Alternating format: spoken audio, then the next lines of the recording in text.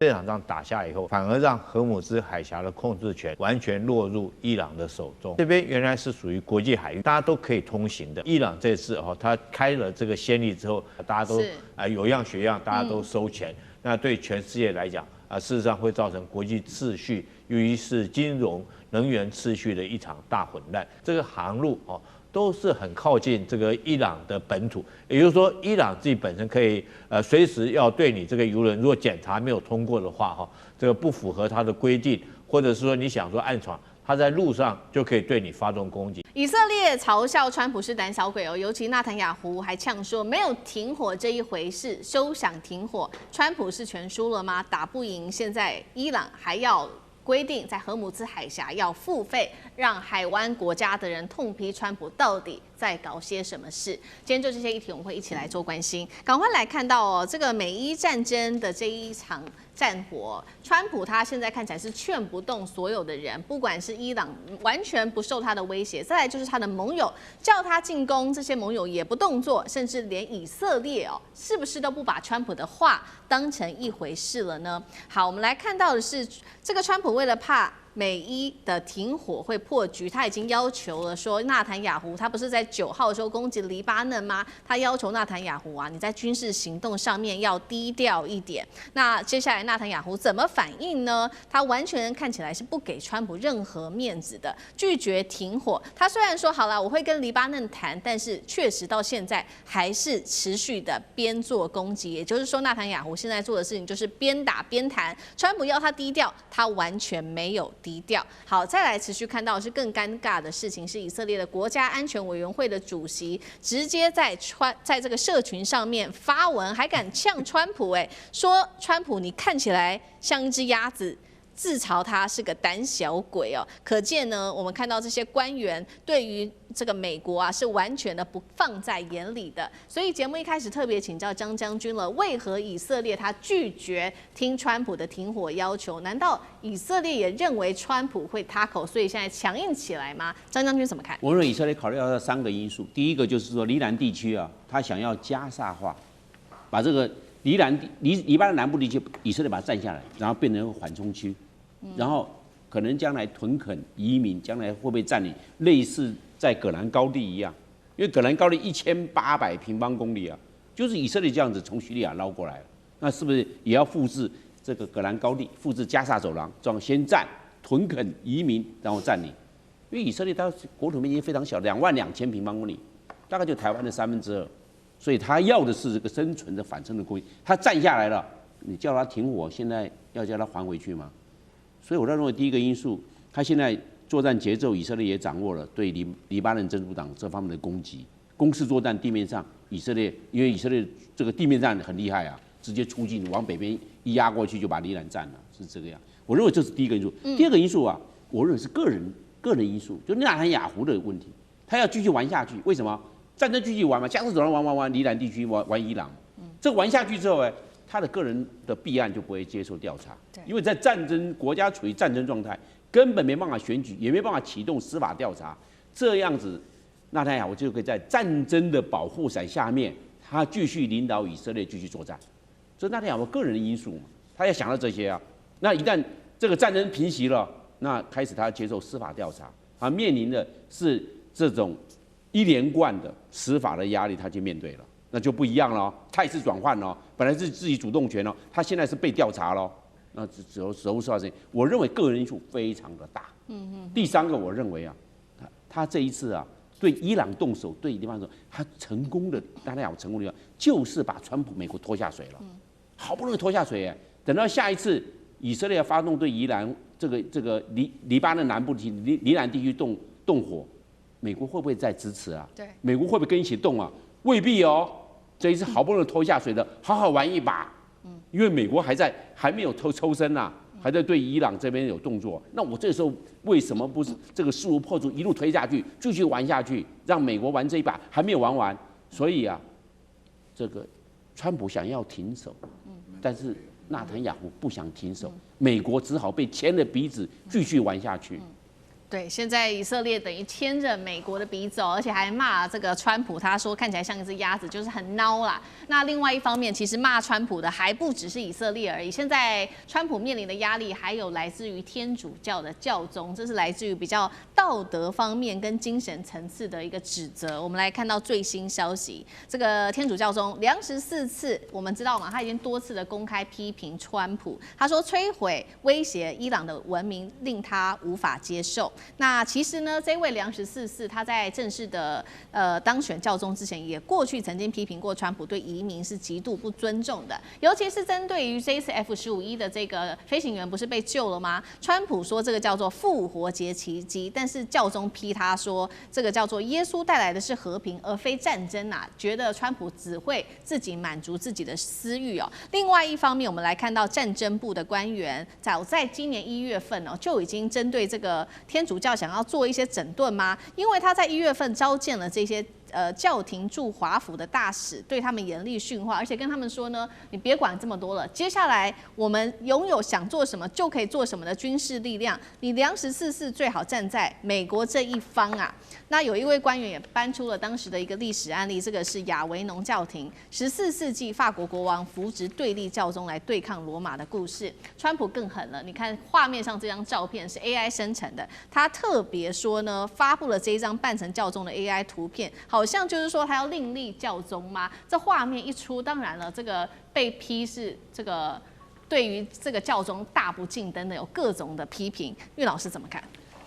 我自己是魯文天主教大學畢業的，我的博士在裡面。我們學校是全世界最古老的天主教大學。我跟大家介紹一下，什麼這個字念 Avignon Papacy 啊，意思就是在歷史中稱之為大分裂。意思呢，那時候冒出來3個教宗。啊，那其中的話呢，在阿維紐的話是現在的法國，我去過這個地方，是法國國王的話呢，要想不聽教宗的話，自己自立一個教宗，意思就是跟羅馬分庭抗禮了。那這個情況，我覺得川普這個人的話呢，他被以色列講無能啊，是應該的。就以色列的觀點來講，你的無能，被我騙就是無能了啊。現在不想跟我打也是無能了。然後另外的話，川普是很無恥的了，他提到錢的事情就很無恥，他到現在。大家都會覺得說和談無望的時候，他還想跟伊朗說，我們開個公司來分這個荷姆茲海峽裡面的過路費啊，他這樣子。然後另外他很無知了，他很無知。我們通常來講的話呢，你對於這個文明與宗教要維持一定的尊重的態度了啊。那麼首先講文明的話呢，事前的話呢，這3天前他還講說要把整個伊朗的文明完全消滅掉。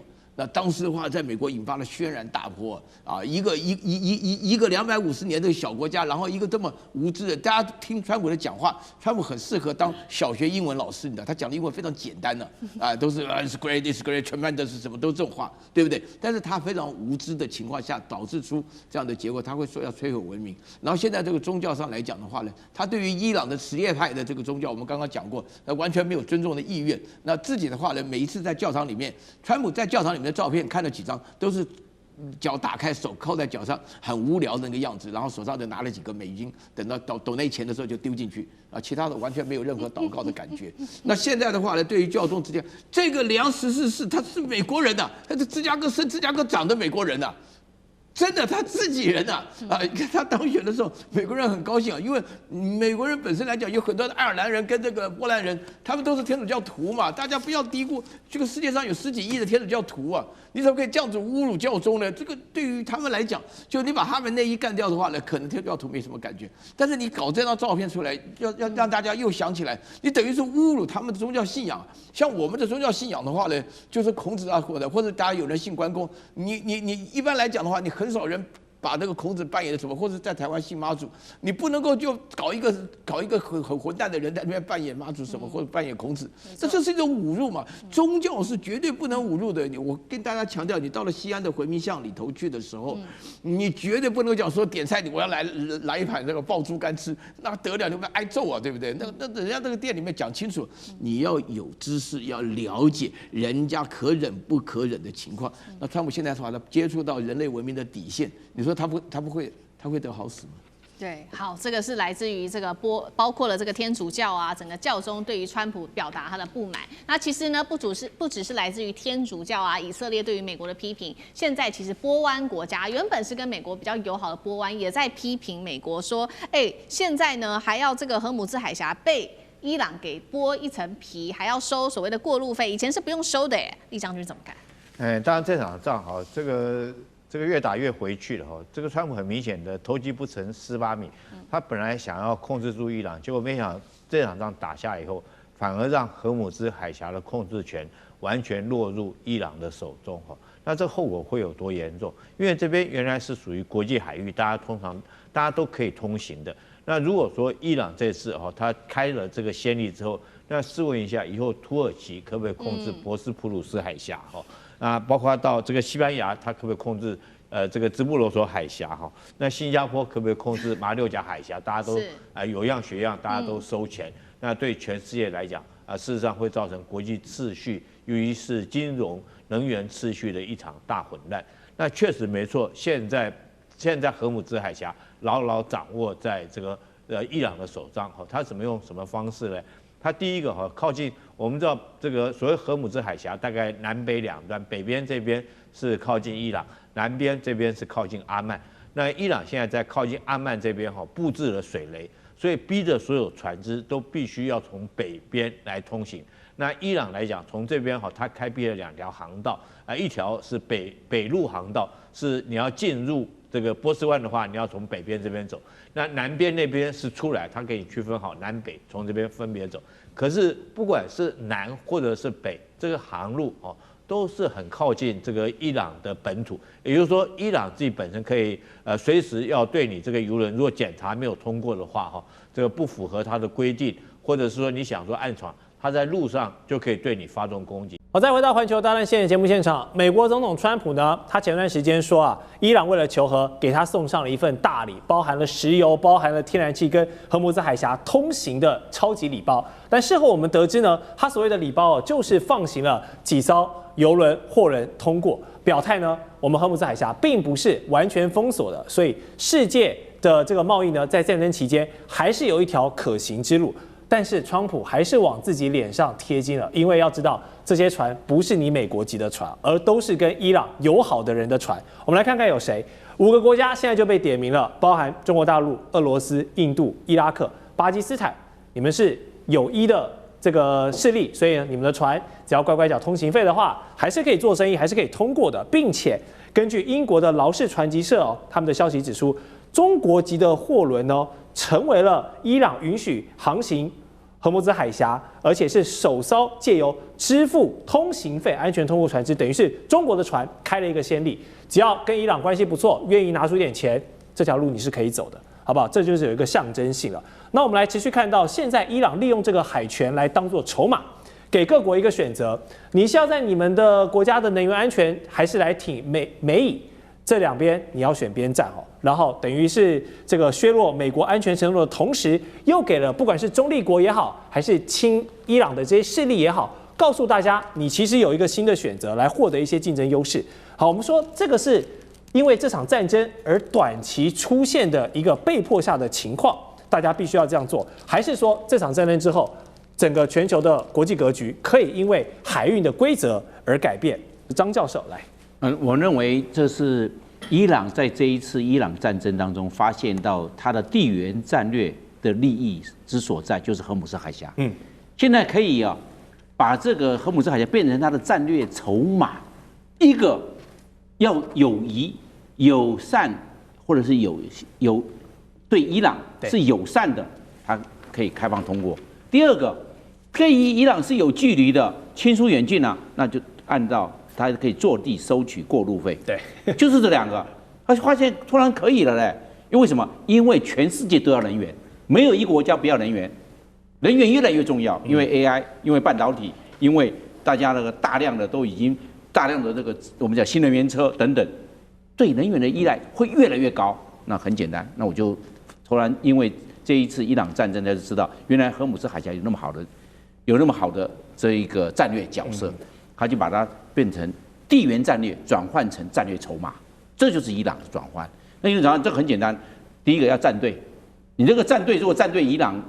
不站隊伊朗這一邊，你是站隊以色列或者美國這一邊，那對不起，那你不要過去。你要過去要有風險，因為到現在為止，美國還沒有講要戰略護航，那就有風險。要不然你要拿非常高額的價格，我就睜一隻眼閉一隻眼，讓你開了這個船舶識別系統你就悄悄通過去吧，它可以這個樣。那換句話說，它這個可以解決戰隊的問題。所以有人就會說，可能跟美國、以色列保持一點適度的距離，可能比較好。跟伊朗靠近一些，可能可以在船舶通過這一方面得到某些好處。是，那這個伊朗知道，那伊朗也不聲張。那另外一個呢，這個航權的利益戰略利益就變成航權的利益了。那走到航權利益我判斷戰爭總有結束了一天，但是航權的利益伊朗會繼續燒收，那這就不一樣了。变成一個會生金蛋的母雞，真的，以前沒有啊，現在有了，可以生金蛋的母雞。就地起價。對，因為什麼？因為這是它的，我們知道這個最窄的這個水域也只有32公里、23公里，非常的近，那都是伊朗所控制的。那這個選擇性的放行，這是伊朗的戰略權益。這種戰略，我可以選擇性，可以要你通過，也可以不要你通過，你就原地待命，要不然有這個風險。這個就是我講，它這個選擇性的這個權利就在伊朗上面。那美國呢？美國因為付防風險太大，美國是外來者，他遠道而來。當然，他在中東地區有駐軍，但是問題是荷姆斯海峽這一個區塊還是在伊朗手上啊。是，除非你要去把它奪起来，或者是把它拿下來，然後永久占據啊。但是我認為風險太高，所以將來荷姆斯海峽變成伊朗認證海峽。認證才可以，我要可以開放的你再通過，沒有開放的你不能自由通過，你自由通過就有風險，一定是有條件的開放，不會無條件的開放，因為這個地緣戰略利益已經變成伊朗的地緣戰略籌碼，戰略籌碼之後轉換成經濟利益，那這個換句話說，伊朗以後不是光是賣油，還賣航權呢。是，那我認為這是伊朗戰爭所發現的這個外溢的利益，這一次見效了，但是美國要不要付出這個代價呢？我認為美國長期要面臨兵險或者是這個護航的風險，我認為美國是一時的護航，不會願意長久的護航，因為這個會造成它的軍費過高、風險過大，甚至有時候會造成傷亡。所以我認為美國會採取的是保守的策略，不會長期跟伊朗硬幹。好，除了剛才我們提到這5國友誼勢力現在被放行通過之外，其實還有更多國籍的船也都有零星通過，或者是被醞釀未來可能通過的一個權限當中其實大家想的不太一樣，還不乏親美的勢力有誰？泰國、日本、西班牙等國家，尤其是西班牙這次就被伊朗點名了，因為西班牙尊重國際法，所以呢願意接受馬德里提出關於海峽的任何請求啊。那其實就是在獎賞3月初的時候呢，西班牙是公開拒絕了讓出他們的軍事基地給美軍使用，表達我們西班牙不要當這一場戰爭的幫兇。結果就換得了德黑蘭覺得你不錯，好人卡給你1張。而這一次呢，伊朗首次對西班牙這個歐盟國家開出的算是一個友好的綠燈了。我們看到這場戰爭，全球幾大勢力或者集團紛紛表態，但是北約跟歐盟一直來說都蠻克制的，刻意保持一個謹慎的態度，保持距離，就怕被捲進去。那麼現在有了這個西班牙模式之後，會不會有更多人開始跟伊朗來保持一個比較好的狀況？葉老師，對，我這個針對於這個問題的話呢，分成3部分來講。首先第一個的話呢，就是講到歐盟，再講到北約，然後再接下來的講的話呢，未來會不會針對某些國家做開放？那針對歐盟的情況下，大家要搞清楚一件事情：歐盟是一個集體的，就算是一個邦聯的合起來的國家，但是各自的國家有它各自的立場。对啊，比如說這個立陶宛就是一個很好的例子，他自己要單幹，那大陸就專門收拾他。那麼這是一個很好的例子。那麼西班牙這次情況比較特別，西班牙的話呢，就是明擺的就是說明了軍事基地不給美國用。然後呢，其實我覺得說是跟那個委內瑞拉的問題是有關係的了，畢竟他們都是原來的西班牙語的國家嘛。然後另外，西班牙覺得說他們自己的首相也好，前首相也好，桑切斯也講，直接講說美國這是一場不正義的，是個非法的戰爭嘛。那北約的情況的話呢，北約要行動的時候的唯一的理由是，當北約的國家有一國，北約33個國家有一國被欺負、被侵略的時候，其他國家就聯合起來以被侵略的這種名義。但是美國現在有被侵略嗎？啊，所以我這突然回答你問題，想起來，范斯現在講說美國有沒有侵略？為什麼呢？因為說是那個伊朗啊，但是搞出一種帶着核子彈的這種自殺炸背心，這一下炸起来了不得了，所以就講說啊，美國有這種面對威脅的危險，因為美國現在沒有盟邦加入，它確實是非常困難，因為沒有盟邦加入的話，就說明它沒有經過國會同意，是一個非法的戰爭。那伊朗在未來的時候，這張好人卡的發放的過程的話，是一個非常重要的廣告，所以不但有我們張將軍講的說，從此以後啊，有一種外溢的這種權限，保留這個荷姆茲海峽的這種通過的權限以外的話，他可以借這個機會來拉攏啊，對不對？西班牙是一個很好的模式啊，你只要敢反對，但是倒過來想那不得了啊，你要是稍微你把你的軍事基地借給美国，你完蛋，你也不用過了。就是在這種情況下來講的話，所以說情勢來講，對於這個伊朗在目前為止的話呢，他想通了。他想通了的話，就是西班牙給好人卡一張，非常具有廣告效益。了解。好，這個我們看到西班牙的好人卡呢，或許可以讓現在緊張的海運僵局可以看到慢慢在舒緩的一個跡象。但是在整個風險尚未退去之前呢，替代方案大家認為還是必須的。如果海運都走不了這條路的話，還有什麼辦法？空運那麼貴，那就是走陸運哦。然後我們就發現了，大家才驚覺，在2025年5月全線貫通的這一條中伊鐵路啊，沒有想到現在成為了伊朗的開掛神器哦。好，這條路是從中國出發，沿途穿越了中亞多國，然後最後在德黑蘭附近的阿普林路港抵達。長達5500公里的鐵路，是當年北京“一帶一路”一個重要的旗艦項目。沒想到隔年的通車呢，馬上成為了戰爭地緣政治下一個非常好的避險工具哦，因為降低了對海運的依賴，並且這個維持了，如果油要走這條路，中國還是可以買到伊朗的石油，沒有問題，突破了地緣政治限制的一個生命線。而且萬一有需要的話，也可以借由這條陸路來幫伊朗輸送這個急救的血液。但是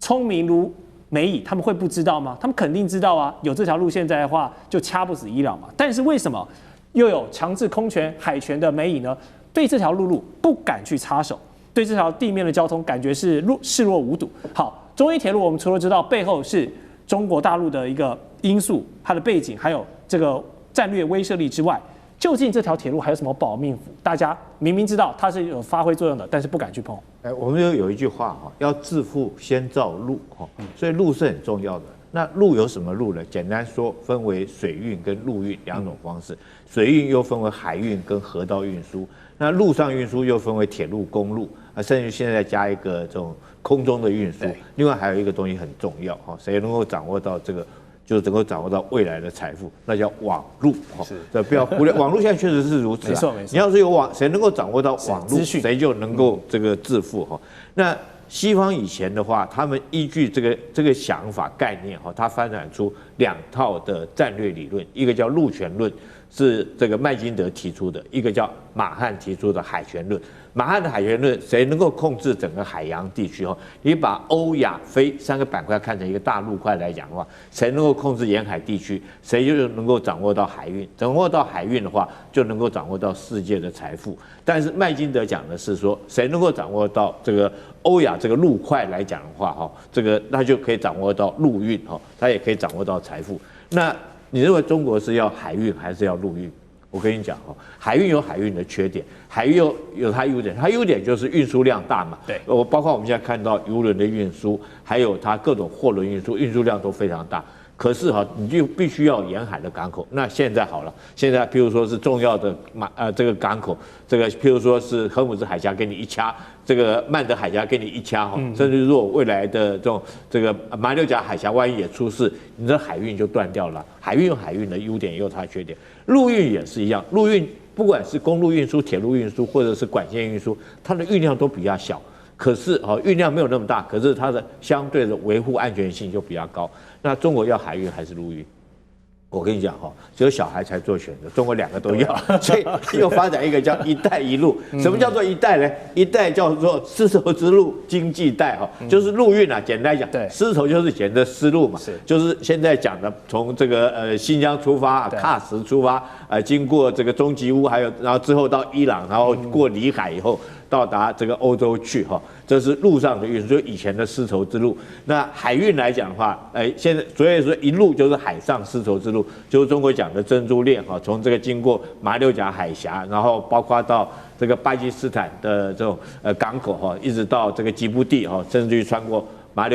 直接穿過紅海到達歐洲去，這是海上運輸之路。中國是兩個都要，所以它在這兩個方面，它都做了相關的建設。那現在事實上顯示出來，當海運出現問題的時候，它現在就有陸運可以當做備用的方式。所以我覺得中國確實是你不得不佩服它它當初確實有眼大眼光，因為它處的地理位置，它一邊面海可以發展海權，對，它一方面又跟俄羅斯背靠背，可以發展陸權，而且這個我們以前知道左宗棠收復新疆，目的就在這個地方。除了中伊鐵路之外，我們看到中國繼續在發展的中吉烏鐵路，還有北邊的中歐班列，甚至於這個包括俄羅斯的這種西伯利亞大鐵路，這都是陸上的運輸，這跟歐亞之間有很大的關聯。所以我覺得中國事實上是有遠見的，所以那時候提出來所謂“一帶一路”，就是海運跟陸運的陸權、海權，它都要掌握得到。美伊戰爭可以說是邊打邊談了。那雙方的領袖呢，都釋出了很多的煙霧彈也好，轉移焦點也好，聲東擊西也好，就是各種的爾虞我詐。因為兵不厭詐，這是戰爭哦。我們就要帶你來看懂後面的真實脈絡。好，美國總統川普他的最後一擊行動很快就要到來了嗎？因為現在傳出美軍擬定了4套方案，我們依序帶大家來看。但這4套方案呢，都是要在關鍵的荷姆茲海峽附近來做出一些軍事部署。首先，第一個，派兵攻下哈格島。昨天我們也是大談了這個各種哈格島的可能性因為它是伊朗石油出口一個最重要的島嶼，可以說是掌握了伊朗的石油出口命脈了。所以第一個是哈格島。好，第二個呢，也是要打島嶼，但是不是哈格島，而是這個上面有戰略碉堡據點的拉拉克島，在這個位置哦。第三個是要攻下阿布穆薩島以及旁邊的2個島嶼，就是這個大小通布跟阿布穆薩，在這個位置，它同樣也是在荷姆茲海峽一個經過的要道，所以你只要控制住這些島呢，只要是船只在這邊，你都可以做火力支援去控制它。然後以及第4個就是比較難度比較高的就是荷姆茲海峽東側攔截或者是扣押船運的這個運輸，但是荷姆茲海峽東側就是伊朗的土地嘛，那這些高山重峻裡面非常多。這個革命衛隊都埋伏在這裡面，真的是很難查。好，4套方案現在美軍定調出來了，但是有沒有發現都離不開一個奪島的想法？究竟這個奪島有多重要呢？它的可行性有多高？而且美軍就算你拿得下，你守不守得住也是一個問題。首先，我們就要先請酈將軍從軍事角度幫觀眾朋友分析，為什麼4套方案都跟島有關？首先這個4大方案在我們軍事上面叫做作戰判斷你要從各個行動方案裡面找出最佳行動方案，這是一個思維邏輯的問題。首先，第一個要思考的是你的任務，先要做任務分析那現在美軍的任務是什麼？我舉3個任務，你認為是哪一種可能？第一個是殲滅伊朗的有生戰力，第2個是讓伊朗的油沒有辦法繼續賣出去，第3個是開放荷姆茲海峽。那這3個任務裡面，你認為如果說以美軍現在它優先是哪一個任務？多重任務與多重目標的選擇，你要先確定你的主要任務是什麼。這很明顯的主要任務是荷姆茲海峽要開放，所以基於這個任務來講的話，我認為哈克島的可能性就降低了，因為哈克島主要是奪取伊朗的油源嘛。那第4個方案是這個扣押伊朗運輸油，也是扣押伊朗運輸油，你並不是你主要開放所謂荷姆茲海峽，那你要開放荷姆茲海峽的話，我認為就必須要控制這個地方，也就是要用兵力奪取拉拉克島跟這個阿布薩姆島這2個島。那接着下來，我們再研判第2個你要研判的是什麼？你行動方案你要搞清楚敵人會採取什麼行動，你不要光自己一股腦的光有自己的想法，你不去想敵人會幹什麼，那敵人會怎麼樣封鎖？伊朗會用什麼方式來封鎖荷姆茲海峽？第一個，我認為它很明顯的就是用布雷的方式。布雷。第2個來講，它可能用的就是水面上的快艇來對你實施油輪實施攻擊。第3個就是它的無人機的攻擊。第4個是導彈。大概我認為，如果說它要封鎖國外這幾種手段，那如果說針對敵人可能採取的這種4種手段，我們來看看究竟是荷姆茲島還是阿布薩爾島可以有效的阻止這個伊朗的軍隊做這行動。我個人的分析是這個北邊這個拉拉克島哈，主要是這個拉拉克島。拉拉克島為什麼我選擇這個島是優先的？哈，第一個就是它控領這個島之後，大家看到這邊有一個荷姆茲島的話，它可以完全火力涵蓋到荷姆茲島，哈，這是第一個。如果這邊有基地，它在這個地方部署了阿帕奇直升機，在這個直升機來講的話，可以對布雷的船只實施這個火力的攻擊，也可以掩護它的掃雷艇來實施掃雷。那當然也可以阻止它的這個快艇對油輪實施攻擊。當然最後來講的話，它在這個地方如果說部署了攔截的導彈，對，或者攔截的無人機，現在有一種無人機是可以攔截無人機的無人機哈，在這個地方可以有效攔截這邊起飛的無人機對遊艇做攻擊。當然你說阿布薩姆島也有可以，可是阿布薩姆島距離這個海峽就比較遠，它攔截效果當然就沒有這麼好。這是依據敵人可能行動，我選這個。那來就這個我們戰力保存來講的話，我覺得為什麼要選這個島呢？因為這個島來講，你看跟這個阿聯酋的這個尖角這個位置可以互相是最近的，互相來講可以相互支援，是它可以掩護到這個島啊。那第二個來講的話，它在這個地方它艦隊包括它的2棲攻擊艦隊，可以不用通過荷姆茲海峽，可以確保自己安全。所以它如果說在這邊我們講的迪利波利號或者是全知號，如果停留在這個地方利用這個阿聯酋突出來這個地方當做一個基地，還有這個島，這樣形成一個三角互相依靠的態勢，相互可以掩護，相互可以支援，就近可以打擊到伊朗的戰機哈。所以我認為，如果說按照這4個方案來講的話，我認為要達成任務，就一定要控制這個地方，才可以有效的掩護油輪開放荷姆茲海峽。了解。那你當然奪取這個我們講的這個科斯姆島來講的話科斯姆島不是奪取這個哈克島在這邊，如果奪取哈克島的話，距離太遠了，480公里，而且昨天我們也分析過了嘛，在這個地方風險太大，主要是但你把它油打掉，你達不到開放海峡，你要威脅它。用它來當做交易的籌碼。如果伊朗不服你的話，你也達不了手。你封鎖這邊，對不对？如果伊朗說我油就不出去了，我也不運油出去，那你敢不敢去這個對其他國家可以？他讓你通過了，包括中國的油輪啊，包括到你友邦的國家，你美國也不敢把它攔下來，就反而造成自己對於盟邦國家的不友善。所以我認為純粹就軍事角度來看的話，我認為奪取的這個。拉拉克是可行性最高，而且是最容易達成任務的一個行動方案，所以我選擇這個島。了解，好，謝謝酈將軍的分析。確實，我們剛剛看這個地圖的相對位置，拉拉克島可以形成一個有效的支點來控制荷姆茲海峽。不過未來美軍跟五角大廈那些高層怎麼想，我們還有待靜觀其變。但是上述這些奪島作戰呢，都離不開人啊，人要去打仗，所以要龐大的地面部隊。所以美軍的中央司令部已經證實美軍當前他們在中東地區已經集結了5萬人嘍，陸海空的戰力包括了林肯號的航母打擊群、F-35、F-18、F-15各式的戰機，還有正在抵達要會師的82空降師跟第31海軍陸戰隊的遠征隊那伊朗，大家這陣子看它，雖然都是用一些低成本，但是可以不斷消耗你的武器來講，但是可別忘了，伊朗的這個武力排行在全球他們也有排名第16的總兵力。包括了正規的國防軍，包括他們忠誠的革命衛隊，還有這種飛彈、無人機各種來嚴陣以待。所以現在美伊雙方都在凝結手上的籌碼跟兵力籌碼，就在等待一波 all in 的機會。如果真的發生了 all in 的機會，張教授，你覺得這個情勢會怎麼發展？我認為美國這個兵力規模還是不夠，因為伊朗夠大。你看伊朗164萬多平方公里那麼大。美國現在如果是剛才所說到的第31遠征軍，就是海軍陸戰隊，也包括82空降師，夠嗎？你這樣子，你的戰略目標是什麼？你人就那麼多，籌碼就那麼大，你就只能奪島，或者是想要控領荷姆茲海峽，我都認為有點吃力，有點吃力了。對你這個兵力規模，你要非常大的兵力規模，可能是5萬、10萬。我們不要講到越戰50萬，對不對？越南才30萬平方公里啊，這個是164萬平方公里，你怎麼讓這個伊朗來屈服？兵力規模，我認為要地面戰，你兵力規模不大，那你會不會容易？你要讓敵人屈服，我認為沒有辦法。而且它規模不大算了，它還分散。你剛剛講的這5萬個，那它分散在各個地方啊，巴林、科威特、伊拉克也有，還有阿聯酋，還有沙烏地阿拉伯，還有約旦。還有安曼也有啊，都整個是散開的分散，它沒有形成集中。你地面要集中啊，不然你分散，你怎麼樣去投入？我認為兵力不足是最大的問題。第二個，我認為後勤規模，你後勤打後勤，你火力夠不夠？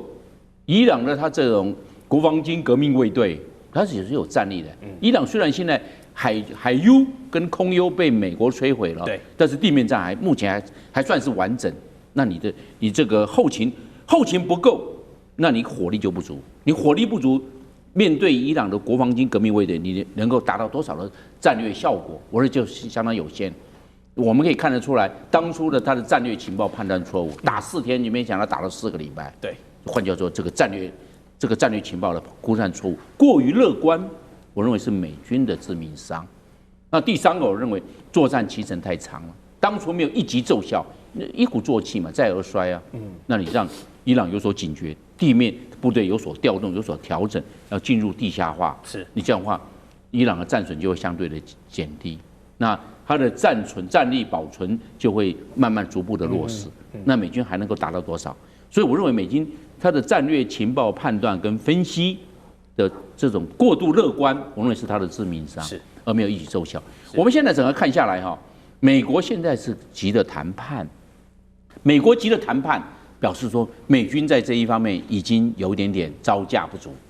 美軍如果夠順風順水來玩吧，我已經 all in， 大家來，那不怕了。他現在也感覺到有點結束，因為他面對2個大的壓力。第一個，聯合國安理會並沒有授權美國出兵，沒錯，你壓力大不大？這是你自己單獨性，單方面做，正規性。对，第二個，他並沒有得過美國的參眾兩院的授權，說通過了可以用，沒有他有時間壓力，要在60天內結束用兵呢，不然你在參眾兩院會怎麼來看？會對他做制約，對川普做約束，所以他時間壓力會越來越急迫。那這樣的話對美國用兵不好，他有時間的壓力，有兵力規模這一方面綜合因素看起來的話，我認為他逐次投入不妙，總共加起來地面部隊只有8000人，他面對的是伊朗大軍，他只有8000人，他的以小博大，我認為他玩太大，風險太高，他奪小島奪島嶼都是易攻難守，你攻得下來沒有問題啊，我認為美國摧枯拉朽，輕而易舉就把這幾個小島拿下來了，對，你要不要守？現在伊朗天天拿無人機給你攻擊，自殺無人機跟你上去，你怎麼辦？你掩體夠不夠？你是不是要進入這樣子就變成了容易由消耗戰進入膠着戰？你進入膠着，對美國那就要時間延宕哦，時間延宕對美國來講是不利的哦。所以我認為他去奪島，你的戰略目的是什麼？有沒有達到真正的戰略的價值跟效果？我認為都存疑耶。他有沒有做個妥善的評估？我認為他目前沒有啊，就感覺到故弄玄虛、故弄紳士。我認為那你就是幾個島，還有荷姆斯海峽。但是問題是，你把這個島奪下來，荷姆斯海峽並沒有辦法開通。我拿無人機出來，對海峽上的目標做，尤其是遊輪，任何全世界所有遊輪並沒有做近迫防禦系統，我對它做攻擊。然後只要是不跟美國、不跟以色列站隊的，都可以通過。只要美國、以色列的就不行，我就無人機就過來，那你要怎麼辦？所以美國到現在為止還不敢派軍艦護航，沒錯，因為風險太大。為什麼？因為伊朗到現在為止還有地對艦的反艦巡弋飛彈，它還沒有用呢。這個不用裝載，它現在已經沒有存在艦隊，但是它有以陸制海的反艦飛彈還在啊，所以美國不敢派軍艦護航，風險太高。那還有水雷還沒有使用呢。所以等等來看的話，還包括水下無人機了，還有很多牌了。對，伊朗還有牌可以用，所以我認為美國逐次投入並沒有達成戰略效果，是它目前陷入膠着戰的關鍵因素。是，好，就像我們張教授講的，確實美軍一開始的戰略設的有一點太樂觀了，認為拔掉這個前最高領袖哈米尼之後，或許神權政府就會垮台，結果沒想到引來的是更多進入到消耗戰的一個模式。我們開場就有提到兵不厭詐，這是戰爭非常知名的電影《投名狀》裡面的一句名台詞。這些大人物，你不要看他在說什麼，你要看他到底做了什麼。尤其呢，這個一天之內想法就可以變卦好幾次的美國總統川普，他現在說什麼話，大家都要打折扣，因為已經是一個放羊的總統了。好，他一方面說要在談判桌上來終結戰爭，一方面我們看到兵力又持續在加派、在部署、在磨刀霍霍。袁老師，你很懂川普的心思，你認為他現在心中在想什麼？我跟你講啊，這個剛剛你講到這種矛盾啊，剛好是川普心中的矛盾的感覺啊，他確實是這個人啊，又笨又壞啊。他的很壞的原因的話呢，就是跟着。其實剛剛兩位將軍所談的事情，都是認為美軍在對伊朗，都忽略掉重要的因素是以色列啊。人家以色列是腦袋非常清楚的啊，以色列的納坦尼亞胡他只要做一件事情，就是騙着川普跟着他一起下去。那一旦下去以後呢，接下來的事情都好辦了。所以你會講到說，美軍急着談判，又另外加屬的部隊的話呢，確實是，如果說美軍放出來要談判的消息，以色列沒有動作，那就知道這個談判是假的。是，如果說美軍的話呢，這個弄了部隊的話呢，如果說他們想要談判是真的話呢，以色列就加大攻勢，讓這個事情就沒有辦法挽回。這幾天的情況就看得非常清楚。所以說到目前為止的話呢，我必須強調。川普胡里巴嘟的，就是聽到以色列跟他那個忽悠以後，說哎把那個哈梅尼耶幹掉以後，你說不定可以擁有伊朗的石油，他一高興就跟着幹下去了。結果以色列是把哈梅尼耶幹掉，那個美國一下子把人家一個小學幹掉170個小女孩，怎麼賠？170條小女孩的命啊，對不對？所以說現在的話呢，美國派了大軍，美國不但派大軍嘛，美國透過他的戰爭部部長跟美國的國會要2000億美金，你算一下，2000億美金準備打2年了，知道嗎？啊，所以你在這種情況之下，美國現在所面對的困擾的的確確就是說，美國有3方面的大困擾，一個就是它的國內的困擾啊，大家都知道，等一下我們會談到。都反戰了，開玩笑，你這個戰爭你要講士氣，要有正義的，還要有低成本，那麼都沒有。然後另外的話呢，在整個國際上，所有的盟邦都不支持，啊，原來國內。然後第3個的話呢，就是以色列剛好跟他已經把你拉進來以後，以色列的做法，我請大家要注意一個數字啊。現在伊朗內部的士氣很高，以色列內部也有80%的人士氣很高啊。大以色列要實現了，把美國拉下來。以色列立國從1948年到今天就在等今天，所以說美國現在搞的情況下就非常困難。那在這種情況下的話，我們必須要講一件事情。目前的話，那個川普啊，他是結束不了，但是呢，一結束又失面子。那伊朗提出來條件只有第3點，你給我賠償，我們就知道，你只要認輸你就賠償。川普怎麼可能認輸？所以美國現在拖下來，我記得這個美國會進入一個新的越戰期間，我都不排除它會逐步的擴大。是。